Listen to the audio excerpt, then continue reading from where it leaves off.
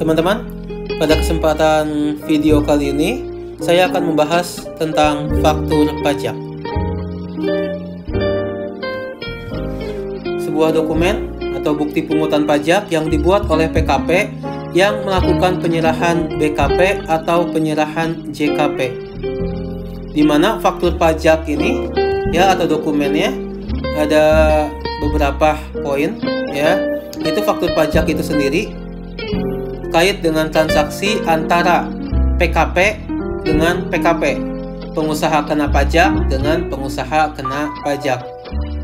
Lalu ada yang namanya faktur pajak gabungan. Ketika ada pelanggan PKP yang lain selalu transaksi berulang-ulang, misalkan tanggal 2 belanja, tanggal 3 beli, tanggal 5 beli, tanggal 7 beli, tanggal 20 beli daripada setiap transaksi membuat faktur pajak, lebih baik dibuat faktur pajak pada akhir bulan dengan cara digabungkan. Lalu ada yang namanya faktur pajak digunggung. Ini adalah untuk yang non PKP, transaksinya kepada non PKP. Misal kalian atas individu belanja ke minimarket, belanja sampo harganya 10.000, PPN-nya Rp1.000. Jadi kalian harus bayar sebesar Rp11.000. Maka kalian nggak akan dapat faktur pajak, kalian cuma dapat struk. Transaksi-transaksi kepada non PKP itu akan dikumpulkan lalu dibuat di dalam faktur pajak digunggung. Lalu ada nota retur terkait dengan pengembalian barang. Ada PEB yang berkaitan dengan kegiatan ekspor. Lalu ada PIB yang berkaitan dengan kegiatan impor.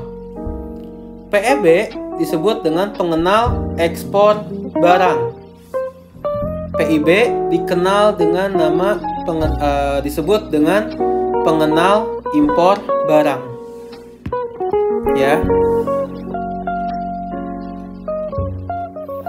Ini contoh faktur pajaknya. Bisa kalian perhatikan bahwa faktur pajak itu ada 2 lembar. Lembar kedua untuk penjual, lembar ke-1 untuk pembeli. Ada judulnya yaitu faktur pajak, lalu baris pertama ada kode dan nomor seri faktur pajak. Di mana ini ada sekitar 16 digit Nanti kalian bisa buka di buku buku pajak kalian, bahwa 2 digit pertama terkait dengan kode transaksi, 1 digit berikutnya adalah kode status, 13 digit berikutnya adalah nomor seri faktur pajak. Kode transaksi ini ada 9 yang perlu kalian harus perhatikan. Kode 01 digunakan untuk penyerahan BKP atau JKP yang terutang PPN dan PPN-nya dipungut oleh PKP penjual yang melakukan penyerahan BKP dan atau JKP.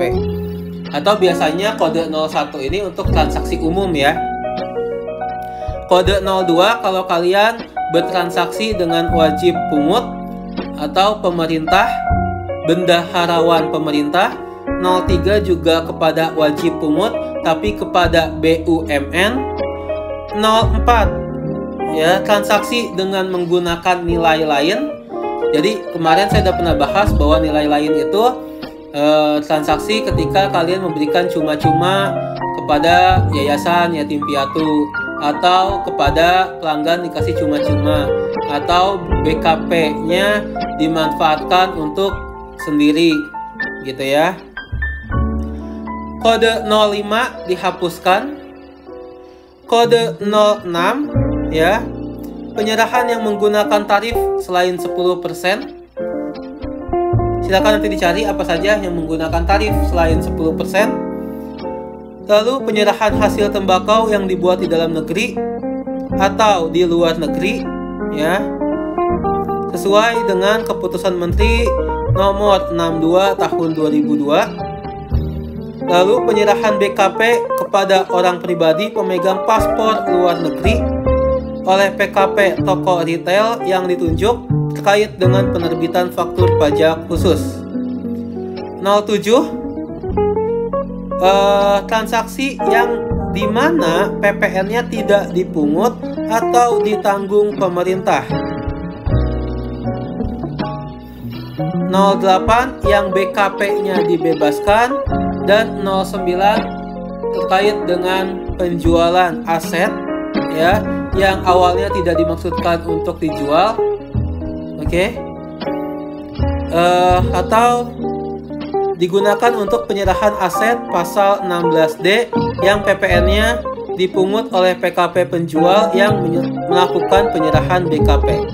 Silakan nanti kalian baca pasal 16D di dalam Undang-Undang PPN.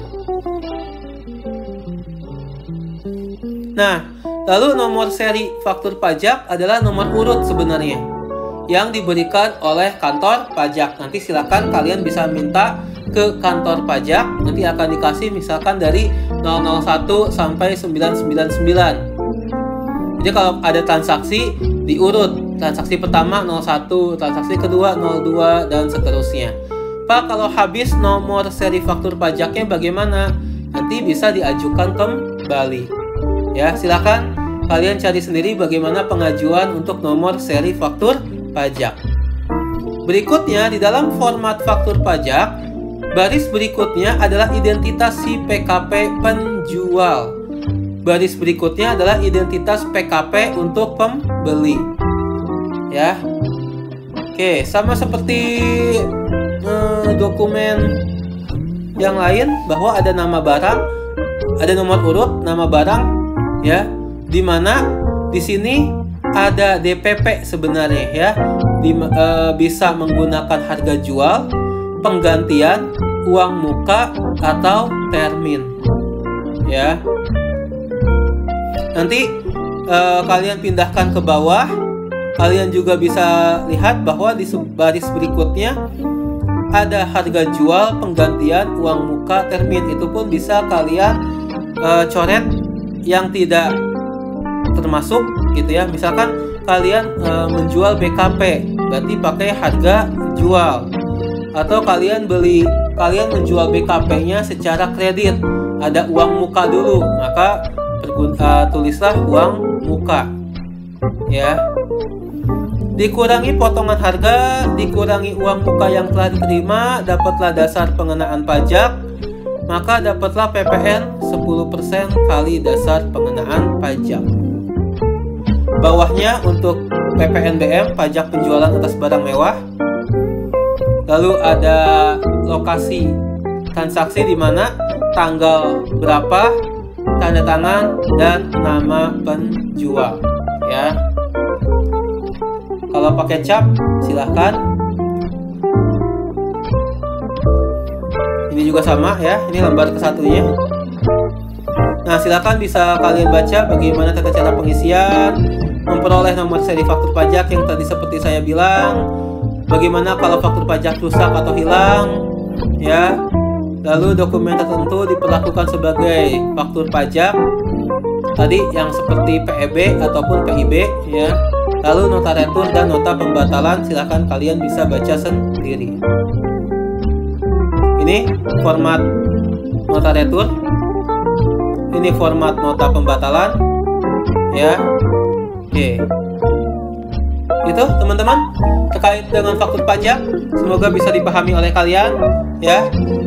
Selamat belajar dan assalamualaikum warahmatullahi wabarakatuh.